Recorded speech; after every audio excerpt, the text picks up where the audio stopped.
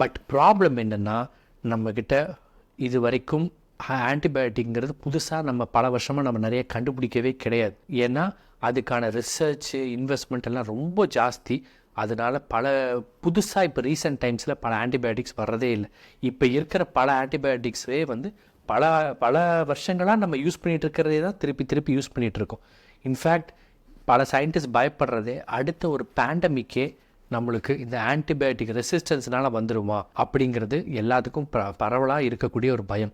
ஏன்னா அந்தளவுக்கு நம்ம வந்து ஆன்டிபயோட்டிக்கை வந்து நம்ம ரொம்பவே மிஸ்யூஸ் பண்ணிகிட்ருக்கோம். நீங்கள் மருந்து கொடுக்கறது பெட்டர் இல்லை சர்ஜரி பண்ணுறது பெட்டருங்கிறது மாதிரி டிசைட் பண்ணாமல் ஒரு இன்ஃபார்ம் டிசிஷன், ஓகே மருந்து கொடுக்கறதுல என்ன ப்ரோஸ் அண்ட் என்ன கான்ஸ், அதே மாதிரி சர்ஜரி பண்ணால் என்ன தப்பு, அதில் என்ன அட்வான்டேஜ் அப்படிங்கிறத தெளிவாக உங்கள் டாக்டர்கிட்ட டிஸ்கஸ் பண்ணிவிட்டு அதுக்கப்புறமேல் அதுக்கான ட்ரீட்மெண்ட்டை நீங்கள் பண்ணுறது பெட்டர். தேங்க்யூ.